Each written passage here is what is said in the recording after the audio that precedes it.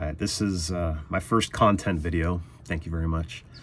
So I'm going to cover what to look for when buying a rig, a Humvee, and mostly applies to the auction site, but if you're shopping around on the internet, marketplace, whatever, you might apply some of these things if you're going to go look at those rigs too, because a lot of people do buy these and then just flip them without even fixing them. So I'll just cover the stuff that I've commonly found, what to look for, and of course there's always risk involved, but this should at least help you get an idea of some of the things to keep an eye out for.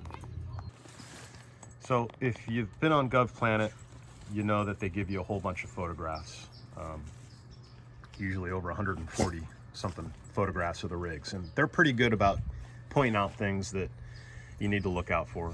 So I'm just going to kind of walk around the rig and talk about the stuff that is important to me. So a few things. Looking at the engine, I usually jump forward right to the engine, and I look for the serpentine belt. If the serpentine belt's missing, there's a reason. It's possible that somebody just needed a serpentine belt, but it's likely that they started taking things apart.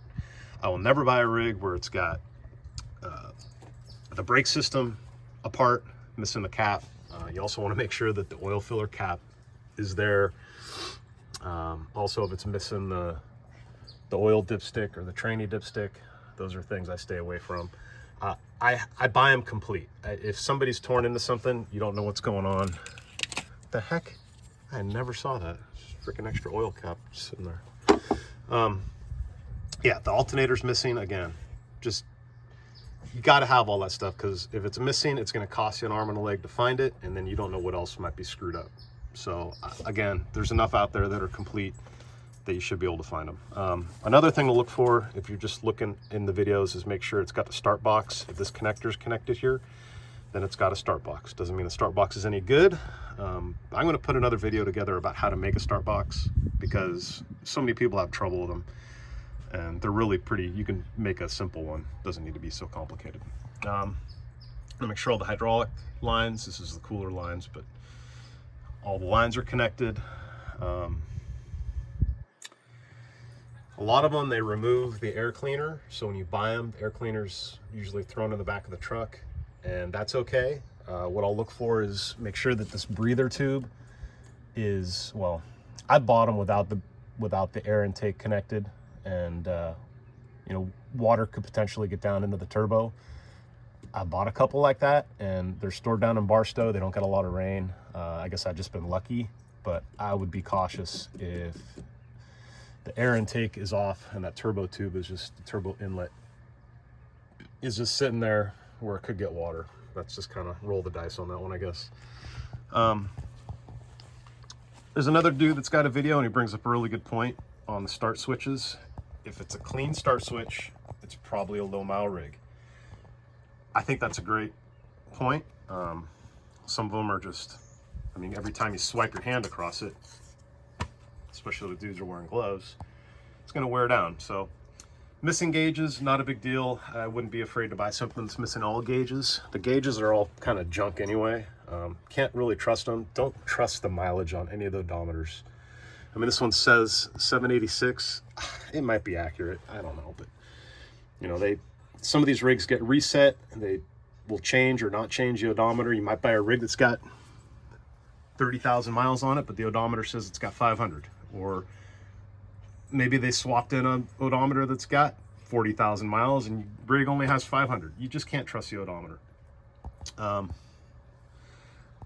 I bought them without some stuff, like if you're missing the shifter, it's $1,000 part. That's the only thing missing. Just know what you're getting into. You can go shop on eBay if you're missing one little part like that, but everything else is there. That's kind of low risk. A lot of them are missing the light switch. You can pick these up for under $100. Not a big deal. I want to make sure the pedals are all there. If it's been reset, you know, sometimes there's a tag here that'll tell you if the unit's been reset, which reset doesn't mean it's all new. It just means they went through it and replaced anything that was out of spec. Seats. What are you doing? Stop digging a hole, man. Seats are cheap. The Humvee seats, these are not terrible, but you can buy some black faux leather seats on eBay for a couple $100, so don't worry about seats. The tires are all shot. Also, I wouldn't worry about tires, even if they look good and they got decent tread. They've been sitting in Barstow forever, and they're going to grenade on you on the highway. So don't worry about tires. Just plan on putting new tires and potentially wheels. It's hard to find 16.5 tires. When you're looking underneath the rig, God, I don't want to lay down. It's wet and cold. You want to look at the half shafts. Make sure all the half shafts are there. So here's your half shaft. Sometimes those get stolen. You want to look at the steering linkage. So make sure all your steering linkage is there. Get out here. Let's see, you got steering linkage. Goes from here up here. So just make sure like you could see the castle nuts. If the castle nuts are loose and stuff like that, you might want to look a little deeper. But sometimes the steering linkage gets taken apart. I wouldn't again buy anything that's missing a transmission or transfer case. Drive lines, you want to make sure the drive lines are there. Leaks, kind of common. I wouldn't be too concerned again. The fuel tank, dude, what are you doing? Get out of here. The fuel tank's got a drain. God.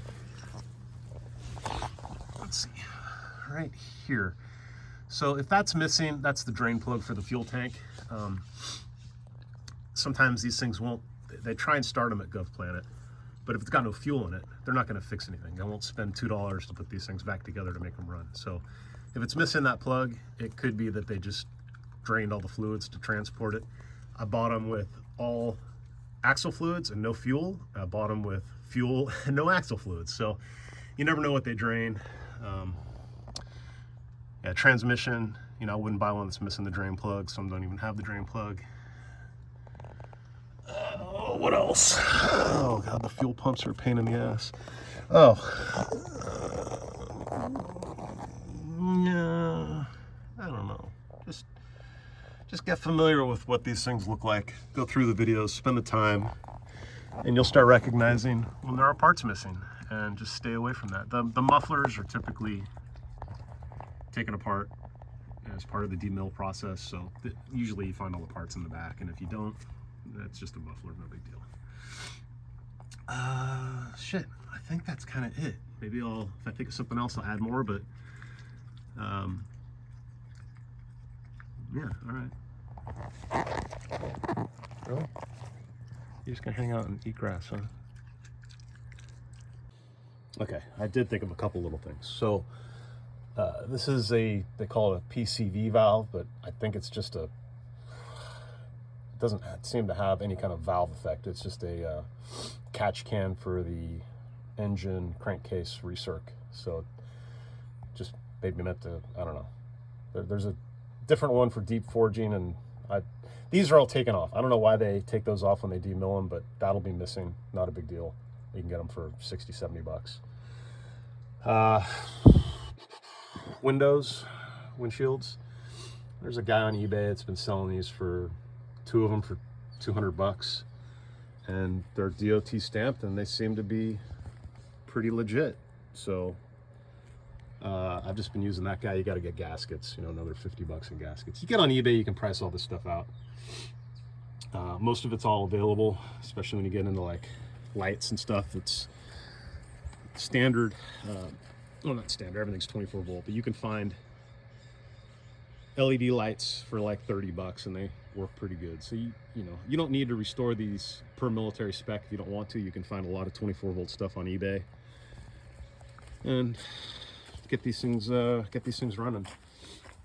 Of course, batteries are missing. I just put them in and out when I need to on this one. But the stuff that's kind of hard to come by that'll kill you is you got to find like an engine cover. Like you might have to spend $300 or $400 to get one of those. They're not just laying around. So that's the kind of stuff that's expensive. All right, that's it. All right, I have a couple more things to add even after looking at the content. So one thing I forgot to mention when you're buying an auction rig is the costs. And when you put a bid in and you win, there are fees you have to pay, like they'll add on sales tax, and there's a 15% house fee.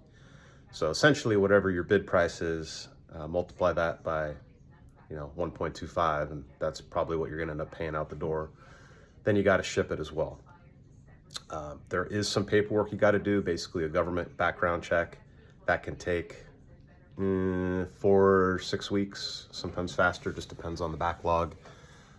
So yeah, once the government releases the vehicle to you, then and you've paid, they'll send you an invoice and a release, and you just bring that release to the auction house storage yard, and they'll plop the truck or whatever you bought onto a trailer. So you just show up and they get it onto your equipment. If you're going to pay somebody else to ship it, you know, I don't know, expect $2 a mile to get it to your house.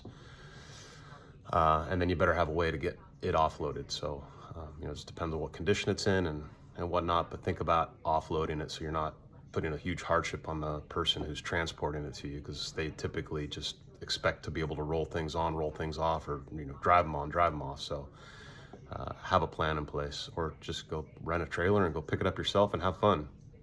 Make a road trip out of it. The other thing I forgot to mention was the transmission controller. So these newer rigs are electronic transmission controlled. The controller is under the passenger seat in the back behind the driver's seat. So there's a control box, the controller's inside that. You just want to make sure that control box is there. Again, it's no guarantee it's working, but if you need to replace it, it's probably $1,000.